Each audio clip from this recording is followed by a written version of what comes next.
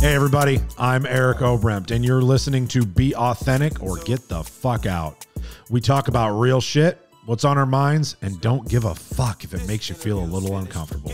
So sit back, strap in, and get ready for some real shit. Hey everybody, welcome back to another episode of Be Authentic or Get the Fuck Out. I'm your host, Eric Oberembt.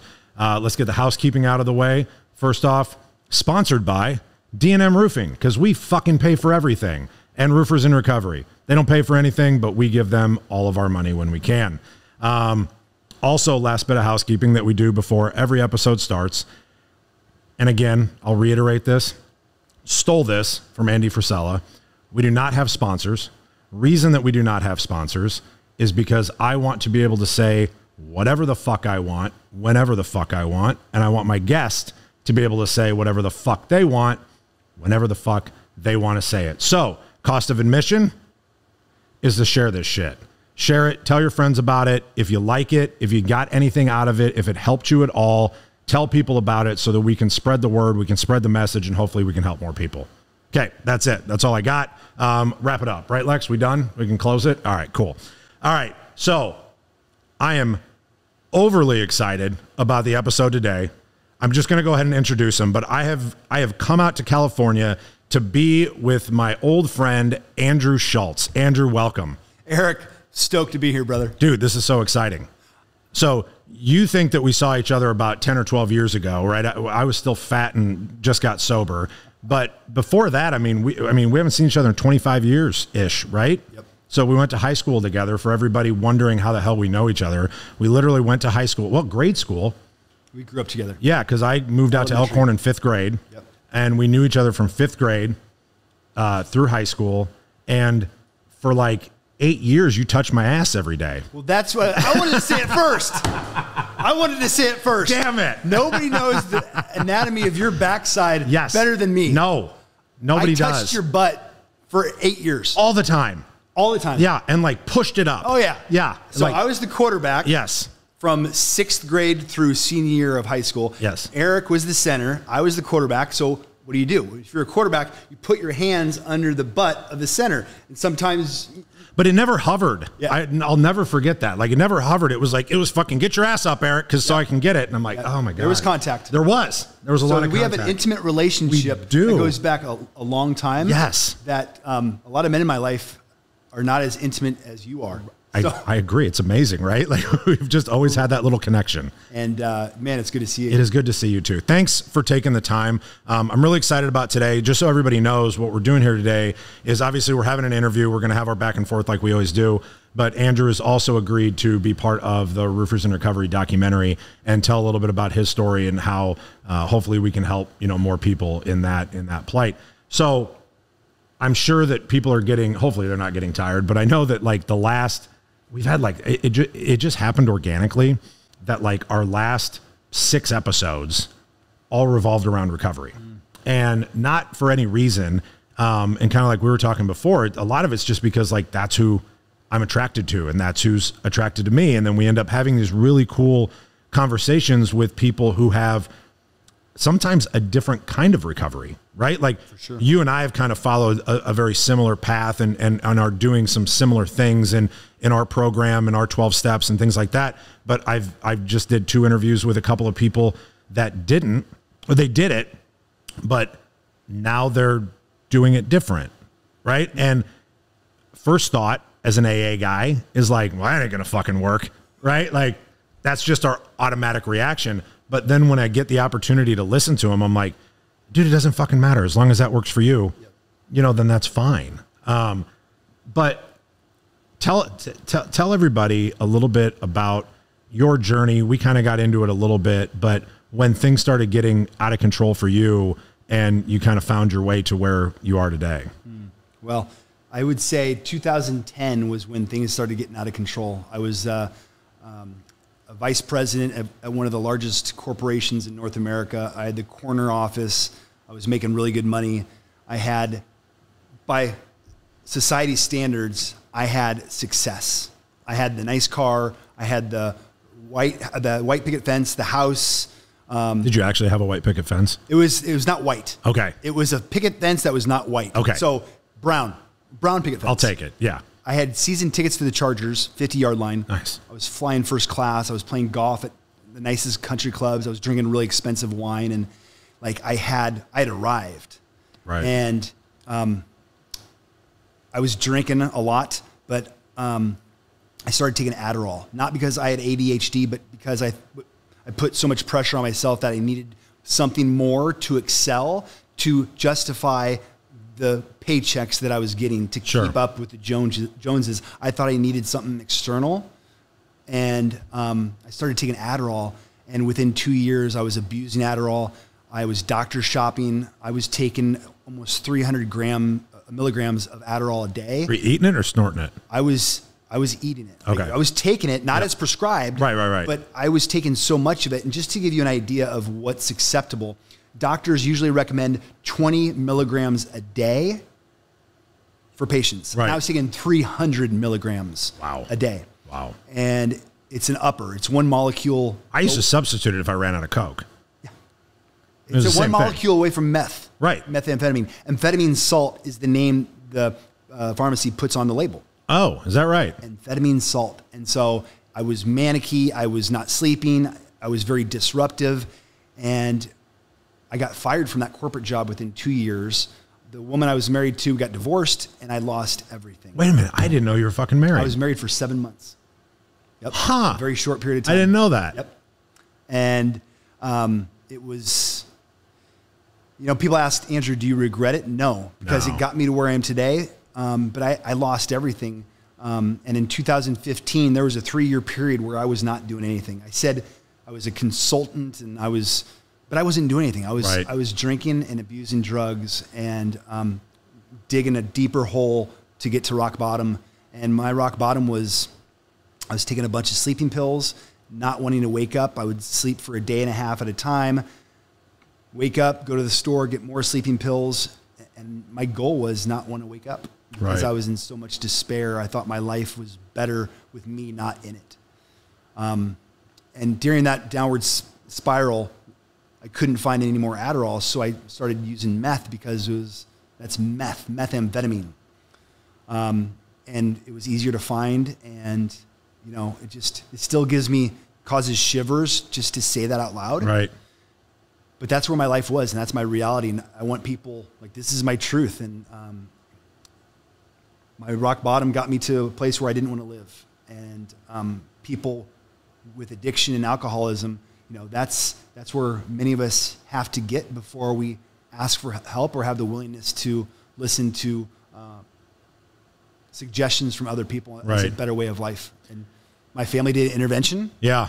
And got me the help that I needed. And I've been sober ever since April 30th, 2015. And, I know you know this, but, my darkest hour, my rock bottom, that pain, that suffering is now my greatest asset and brightest light, 100%. Superpower. Yeah.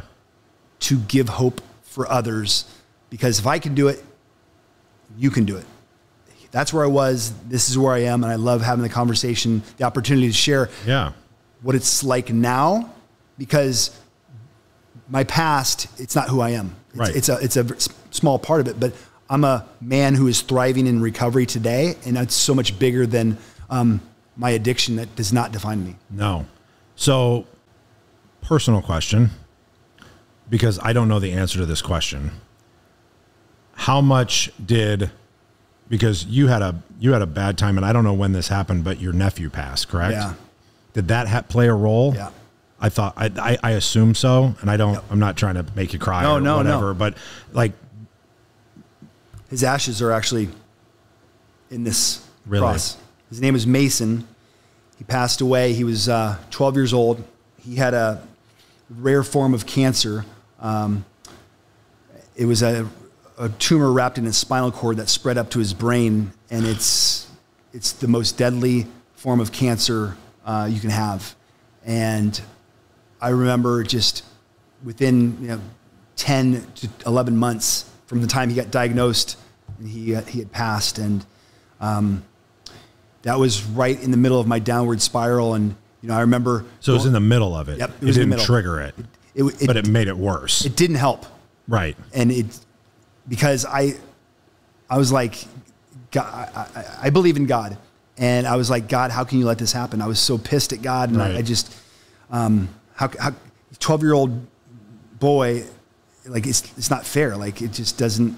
And I had a really hard time, and I turned to my drug use and alcohol use, got even worse. Right. And I remember one of my biggest regrets in life is not being there present for him and my family when that happened. That was what I was just going to ask. And I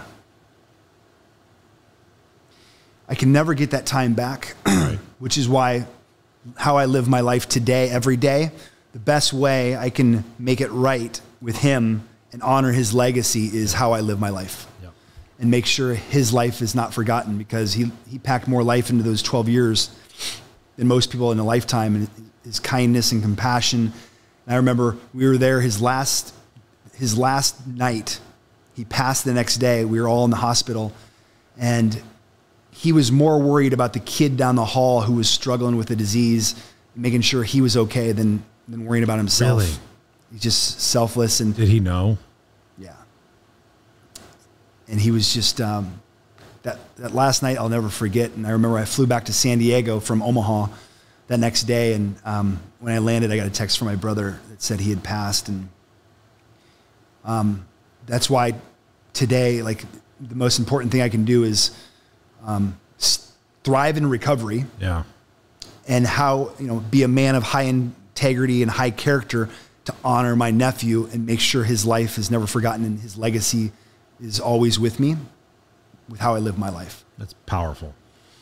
And that's here, the thing is, cancer, he passed away from a disease that there is no cure, there is no solution. Right. I suffered from a disease of addiction that there is a solution and a cure. Right. How selfish of me, how dare I not go all in to my recovery and do everything I can, not just stay sober, because that's quitting drinking and drugging, to thrive in recovery, to do the steps, to take massive action, to clean up my side of the street, to make amends, to clear away the wreckage of my past, to reach out to all the people I hurt and take radical responsibility for my life so I can create something new going forward. How dare I not do that? Because I have a solution for my disease. I have a cure. Right. My nephew didn't. Ugh. I can't handle that shit. Like, I've got a daughter, and she's 7. And every time I hear stories like that, you automatically put yourself in that place, and you can't understand that feeling. Right? Like, I can't. I can imagine it, but I can't feel that pain, right? But what I do understand is what I would have done in that moment especially if I was in the middle of my fucking addiction. I would have went so far down the goddamn rabbit hole. Because why not? What the fuck's the point, right? You were fucking yelling at God going, fuck you, I would assume. Yep. For how long? A couple of years. I held on to that for a couple of years. And here's the thing, like, I believe in God. And so me being pissed at God, I still have a relationship with God but you didn't then, or you did then? I did. I was just pissed. Okay. I still had a relationship with him. Okay. I was pissed but I still had a relationship with him. And I had seen so many miracles in my life before. Like, my dad got sober in 2009, Christmas morning, Omaha, Nebraska. We did an intervention. He was 68 years old. And my biggest fear in life was giving the eulogy at my dad's funeral, not doing more to help get him sober and to save his life. And we did an intervention on Christmas morning, 2009. It was one of the worst snowstorms in state history. We were one of the few cars on the road that morning. Oh, I remember this. Coach Cole. Yeah? Coach Bill Cole did the intervention with us. No shit. Yep. Our high school football coach. And our favorite high school football coach. Offensive line coach. Yeah. And we woke up Christmas morning, went to my dad's house. It was me, my brother, sister-in-law, and high school football coach. We show up at my dad's doorstep. He thought we were there to open Christmas presents. And we had a guy that was a professional interventionist. Yeah. We walk in, we read a letter. My dad's sitting in the middle of the room. Dad, the first letter is, Dad, we love you. Please get help. He says no. We then read our second letter. Dad, we love you. Please get help. If you don't, we will not be a part of your life anymore. By the grace of God, that was a miracle. We had his boarding pass printed. One of the only flights that got out that day from Omaha to Phoenix to Palm Springs because of the snowstorm was my dad's flight. Get out. And so that happened just a couple of years previous to my nephew passing away. And that was a miracle. There's no way all those things could have happened for him to say yes. And he's still sober to this day. And so coming back to my nephew, I still had a relationship with God, even though I was really pissed and I didn't understand. And I was drinking and drugging at God for a couple of years. And I ended up coming back to God because when my family did the intervention on me, like, how could I not say yes when my dad said yes? I had the opportunity to change the legacy of our family as men because I plan on having kids. I will have kids. I don't have kids right now, and I will not pass along my addiction to them. And they will see me as a man thriving in recovery, that I have a chance to change the generational story of my family. And they did the intervention on me, and to this day, you're the one. And so, have you heard that phrase before? Yeah. I mean, you're the one. And my nephew's with me every step of the way. That's amazing. I can't believe it. It's funny because I just started rehashing in my brain just old days and thinking about your dad, right? Like, I know how big of a shit show I was. Like, I wasn't around you when you were, a problem or whatever. But like, I mean, I even knew your dad when he was a shit show, right? Like, I mean, because didn't he own a few bars in town? He owned Bear Trap and Eli's. And Eli's, right? Yeah, Eli's was like the little club, wasn't it? Yeah, that was where you could definitely take somebody home that night. Eli's was the bar you went to where you could fucking shoot fish out of a barrel, and it was usually because we were in our early 20s when that was kind of hopping. Oh yeah, and that was where you could definitely go grab somebody that's my age now. That was married with kids. Here's why I know that, because I did it, and I'll never forget, because it was like 3, 4 o'clock in the morning, and they're like, I got to go home. And I'm like, okay. I'm like, why? It's like 3 or 4 o'clock in the morning. She's like, I got to get my kids up for breakfast and my husband will be pissed. I'm like, what? What's happening right now? But I'm 22. Like, you don't care at that time. But that was Eli's. That was that bar. And that was where he spent his time. And like, that was, him and my mom got divorced, and there was a lot of resentment. Yeah. And him drinking at things, and which I understand because I did the same thing. And, the best part about coming full circle is my dad's sober. We're thriving in recovery. I talk to my dad every day, and he's in Omaha. I'm still here in San Diego, but we talk every day, FaceTime. I got him an iPhone so he can learn how to FaceTime and put his beautiful mug up in the, and one day at a time since I got sober 7.5 years ago, every day my family and my relationships have gotten stronger and more intimate and more connected and healthier and more beautiful. Because that's what they're supposed to be, man. Right? Like, and you don't realize that until later. I talk about this a lot. I've been talking about it a lot lately, because people will ask me like why I still go to meetings, or why I still do this, or why I still, try and sponsor people, or why I try to help, or whatever it is. And I look back and I realize that I was searching, this is me, but I was searching for connection. I had no connection with anyone, but if I drank and did enough drugs, I could get people around me, at least to be in the same room for a while, and thought that they liked me. But then every single night I went home by myself, fucked up, not wanting to be there anymore, and then wake up the next day and start the shit over again and go, oh, how do I get people around me today? Even though they don't really care about me. They don't really care about what happens to me, but I want that connection. And that's what for me, what getting sober and finding thriving in recovery. I mean, I love that phrase, obviously, and you use it a lot, and thriving in recovery because you find those connections, because like you said earlier, getting sober is like, that's the first part. Stopping drinking, that's the first part for people, and they don't understand. And sometimes, I think sometimes guys like us that have had a minute, we forget though how hard it is to do that first part, right? Yeah. Because now we're in this different level of our sobriety in our life where all we talk about is that the promises are coming true, how amazing life is, and we're doing all these things and we're helping all these people. And I forget about Billy that's fucking laying in a ditch going, I'm not going to a fucking meeting, right? Like how hard that was to ask for help that first time, because we're type A asshole men that are never going to ask for help. Yeah. And addiction equals disconnection. Recovery is connection. Yes. And that's all we want as humans is connection. For sure. Right? I went and did a 5-day retreat with my goofy hippy dippy life coach guy, which he's actually not. He'd be very fucking mad at me. A, if I called him that, and two, if I called him a life coach, he hates it. But I went and did like a 5-day retreat in Mexico with him, and we did crazy hypnosis shit and like implanted things into my machine and my head and like fucking nuts. And you have to get clear on why you're doing it, right? Like what it is that you want to accomplish, whatever. So I had to do sessions to figure out what the fuck it was that I wanted.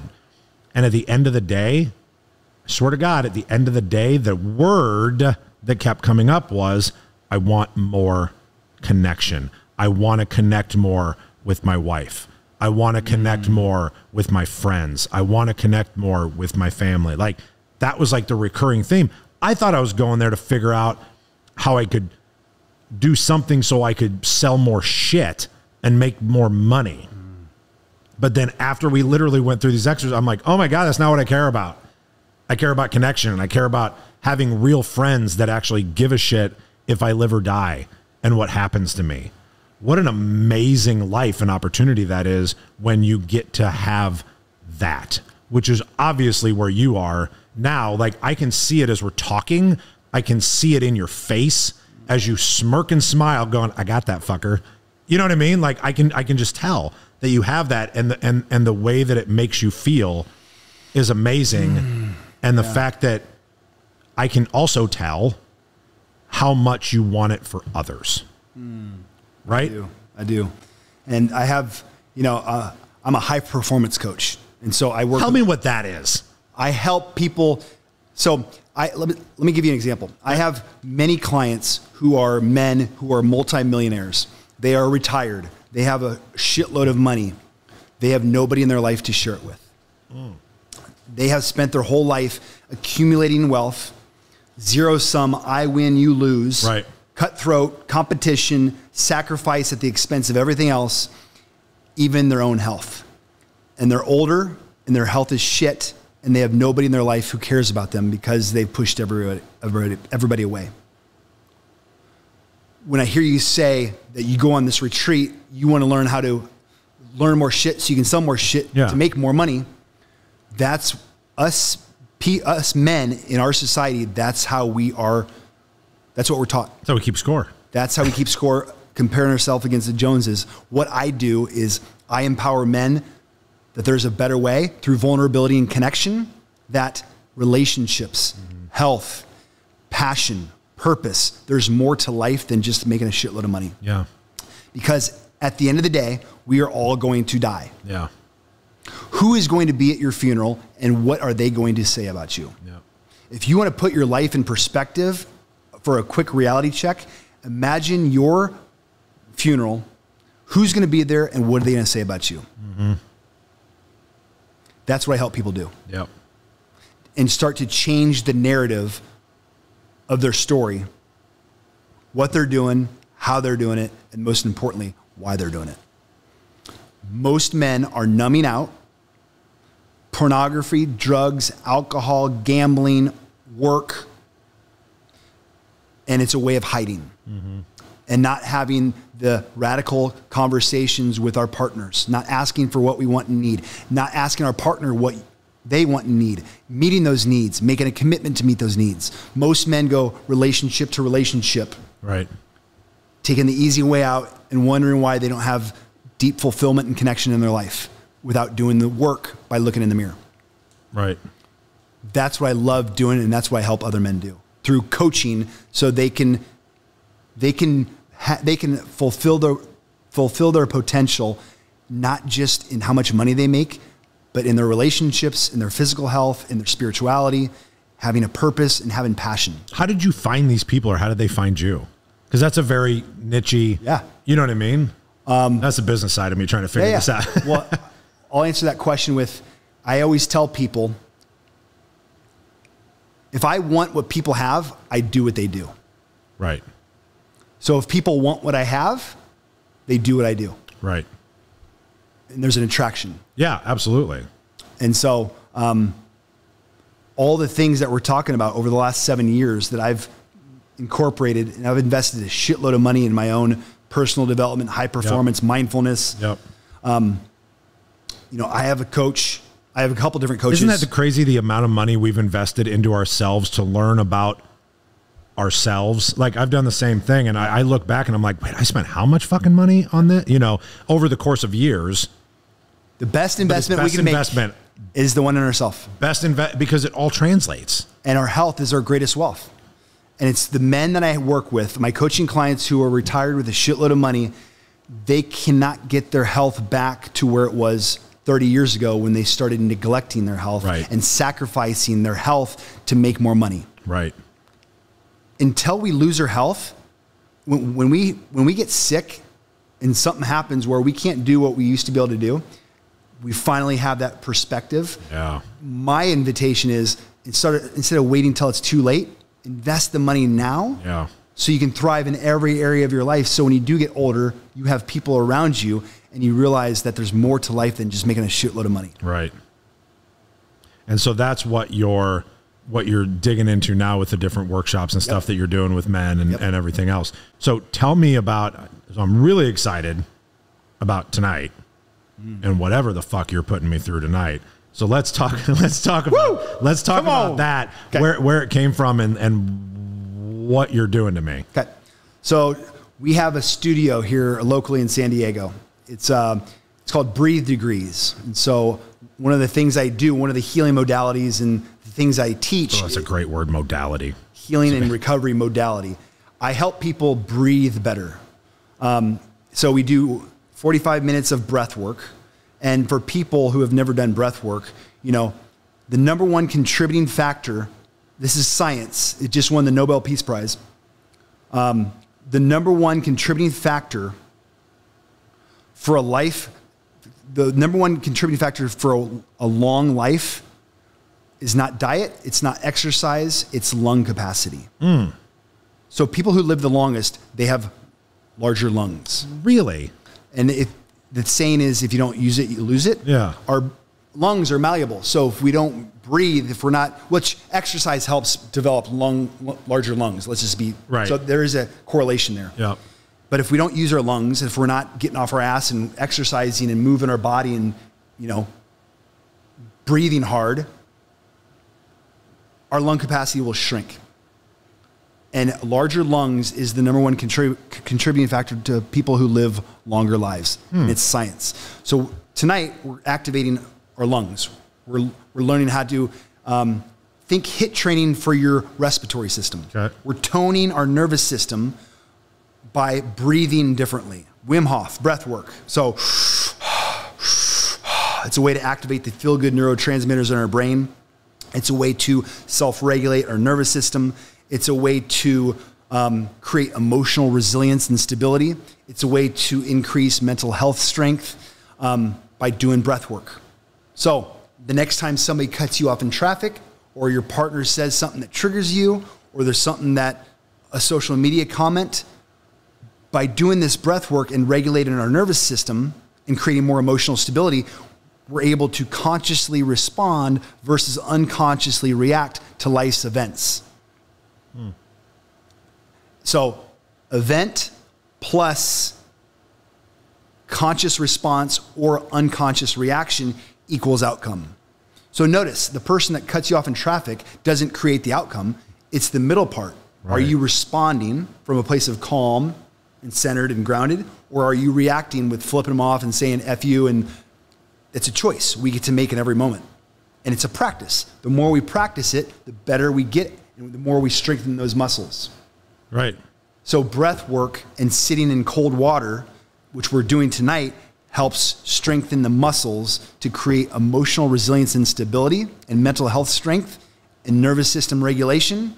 So we are showing up as not only men and women, more grounded, centered, connected, and healthier. And breath work, along with cold water therapy, when we sit in 40 degrees cold water for 3 minutes. That's a long time. Our dopamine spikes 250%. Our norepinephrine, which I feel like it's going to do that in the first 3 seconds. 3 minutes, 3 seconds. Yeah. It might be different based on what you ate last night or how much you slept. Okay. But yes, your dopamine, the feel-good chemical, neurochemical in our brain, goes up 250%. Your adrenaline goes up 530% within 3 minutes of sitting in cold water.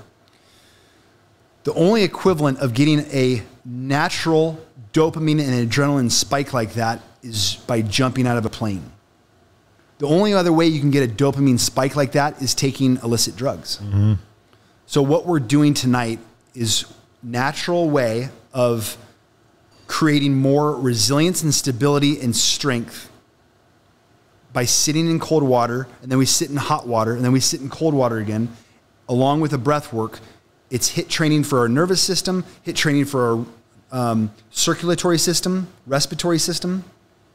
And this is at the forefront of human potential, and the science is finally catching up to show us why we do it, to validate it. How often do you do this? I try to do it 3 days a week.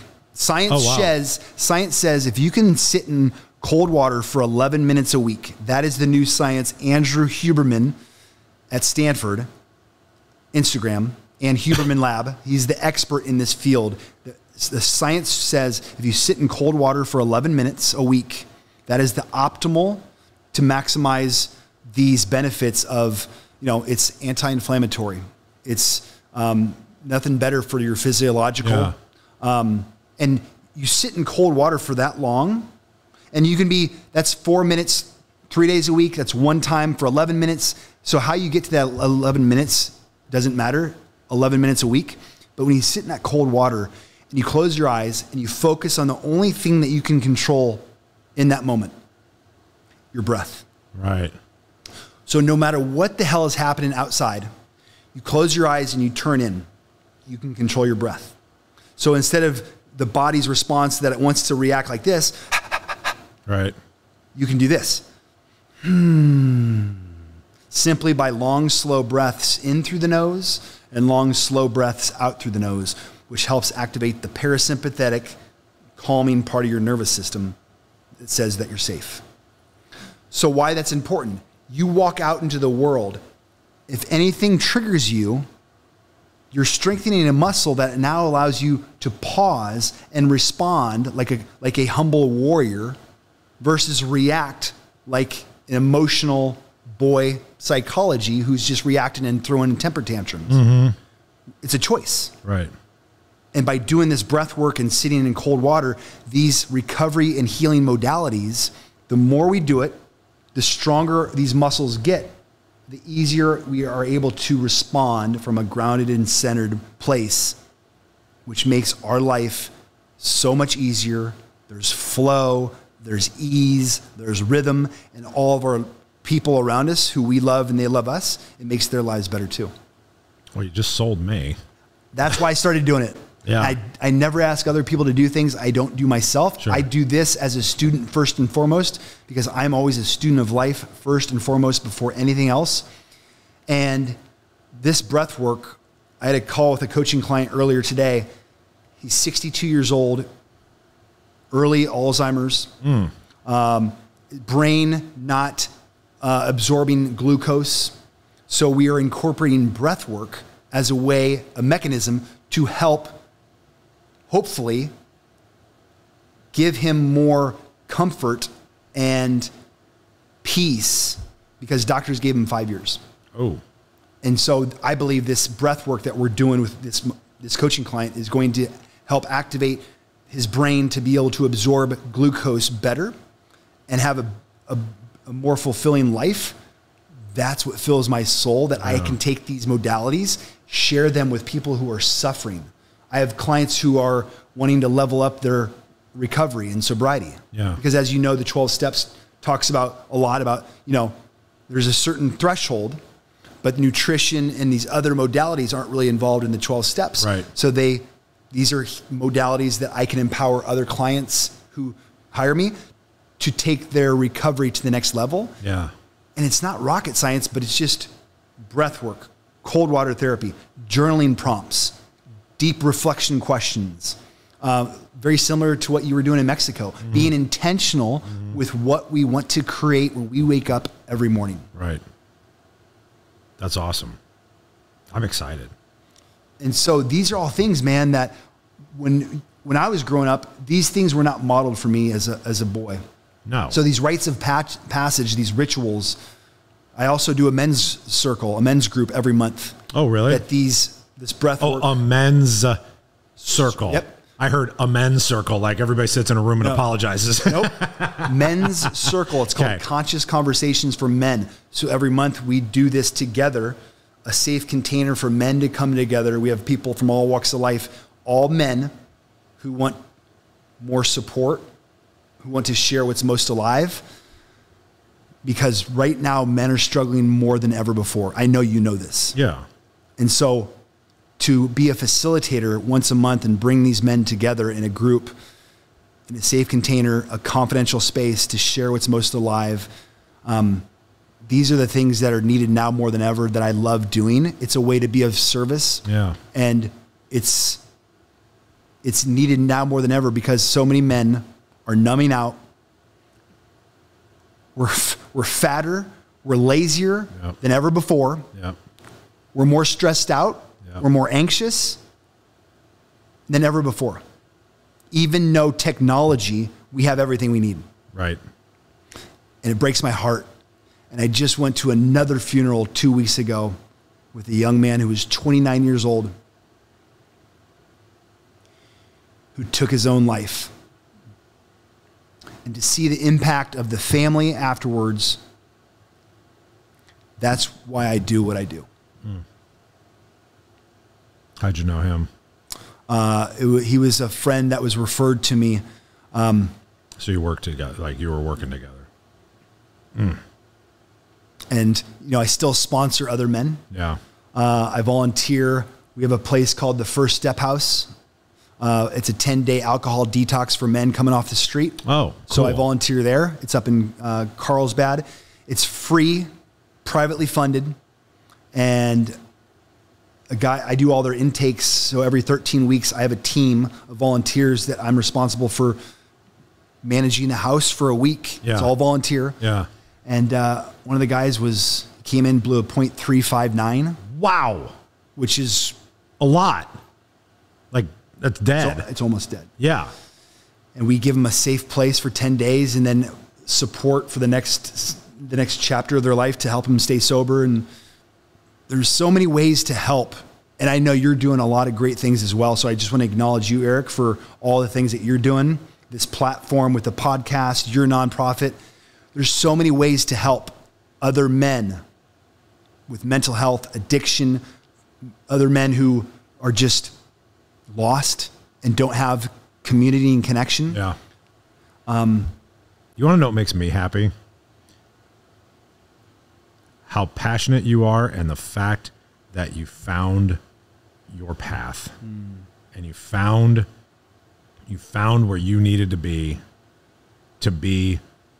who you were supposed to be.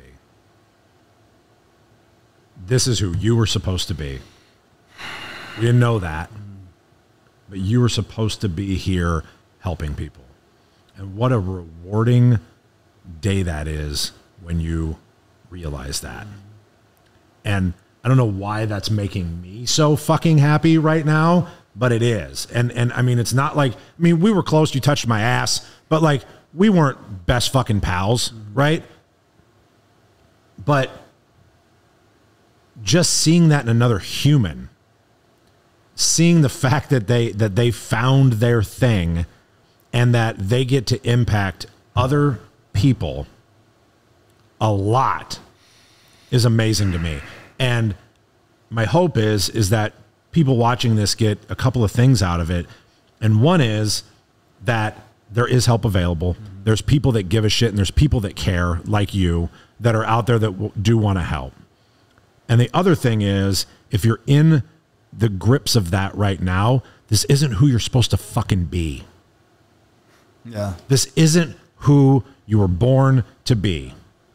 And you don't have to be that, because there's people like Andrew that are out there that want to help. And there's a ton of yous out there. You know what I mean? Like, you don't have to be in San Diego to find an Andrew. Like, there's so many people out there that want to help. You just have to ask. And it is the hardest thing in the world to do. It was the hardest thing that I ever did. And when somebody told me, oh, it's a sign of strength, it's not a sign of weakness, I was like, fuck you. Like it didn't resonate. I didn't understand that. Like, as a man, that is weak. That's how we were raised. That's how we were raised. That is weak. And once you actually do it and you're able to look back and realize how much a sign of strength it was to be able to ask for that help, I think that's what gives you that passion and that power to want to tell other people about it. And I hope that that's what somebody gets out of this, that there is hope. There are people that fucking care. And you're not, if you're in the middle of this, you're not the person that you're supposed to be. Yeah. There's another version of you that you were supposed to be. And I'm going to finish with this. It goes back to, and I got so fucking passionate about this little conversation that we're having right now when I saw, when I heard one of Ed Milet's speeches, when he was talking about, I don't know why it resonated with me so much. I think I actually cried at the end of it. When he was talking about what he defines heaven and hell as. Have you heard this? Yes. Okay. And he talks. I'm a huge Milet fan. I'm also. Yep. And his version was, if you're chasing that best version of yourself and you die and you get to wherever you go and that version is looking back at you, you found heaven. And if it's not, and they look back and be like, what were you doing, man? That's hell. Mm-hmm. And I don't know why that hit me so hard, like a fucking baseball bat to the head. And I'm like, wow. And I was in the middle of like doing all the stuff that I'm doing and trying to help and whatever, but that just took it to another level because I'm like, no, man, like I can do more. I can be more. We all can. It's a journey until they dig that fucking hole. Mm-hmm. That's it. So anyway, I'm just, that excites me. Like, that excites me. I love talking about that. So I have one last question, and then I'm going to give you the floor because that's how we end every show. Okay. My last question is, does anyone still call you Biz? Yes. High school nickname. Yes. Oh, man. When did that go away? It's still there. Is it? My family still call it. My cousins, you, Phil Meyer. Okay. Yeah, our ophthalmologist buddy, Mike Philmeyer, Dr. Philmeyer. Yeah. He did my surgery, my LASIK surgery. Oh, did he? 2 years ago. And, you know, he's wearing his, the doctors wear, the white lab coat. Yeah. And I walk in, he's like, hey, Biz. And I hadn't talked to him in a couple, like years and years. Yeah. So a few select people still call me Biz. That's hilarious. I love it. I had not that I'd forgotten about it, but I remember that it was because I feel like, didn't we like, because when you got hurt in that last game, because we ended up putting your number on our helmets or whatever. Yeah. And I swear to God, we wrote, like, somebody had Biz written on we had it written on our helmets too. And I still have that helmet. Epic. Do you have yours? Oh yeah. Oh yeah. My mom's got it in her room. Yeah. In Waterloo. Okay. Oh yeah. She lives in Waterloo? Yep. Where at? Just further east than where you used to live. My grandparents have a private pond, private lake. Yeah. just on the other side of, what is that, 200 and gravel pits. You know where the gravel pits are? Yeah. It's right by the gravel pits. Sorry, Omaha talk, everybody. Yeah. So my family has their own little private lake. Okay. My grandma, where she used to live, my aunt, my other aunt, my mom, there's just 4 or 5 houses on this private lake. And she's got it sitting in her room. Oh, yeah. Yeah. Every time I go home, there's the helmet. Yeah. I remember when glory days. I remember when we tried to steal them, because we had to like go steal one out of the blue room so that we could swap it and be like, nope, this is mine when we turned them in. I'll never forget that. And I still have, it's hilarious. I see it maybe once a year, like it's in my garage somewhere. And I've still got a yellow streak down the top from Nebraska City. I speared somebody from fucking Nebraska City, and the yellow streak is still on the helmet. I'll never forget that. Glory days. We had so much fun, man. We did. Like, not to go into a high school thing, but just so everybody understands, like, what we did together was just so amazing and so much fun. And I think that, I'll be honest, when I left, not to keep fucking rambling, but when we left high school and went to college, I searched in so many different corners to find that family again that we had with our coaches and our players. And even if we had players that we fucking didn't like, when we were at practice and in a game, we loved them. And they were our brother. And that was what was taught to us by a Coach Cole and a Coach Wortman and a Coach Backus. Like those men shaped who I am today. And I would imagine you as well. Absolutely. But like shaped who the fuck we are. And I tried to join fraternities. I tried to play, different club sport, whatever it was. And I could never, ever find that again. And I think that that's what I try to find today by helping other people, right? Is like, but it wasn't about winning state championships. It wasn't about the sport or whatever that you were playing at the time. It was about the men that you were fighting with. You know what I mean? And like, it was such a powerful time in my life, and it 100% shaped me. And I wish that I could go up to those men still and thank them again. You know what I mean? And just thank them again, because they changed who we are so much.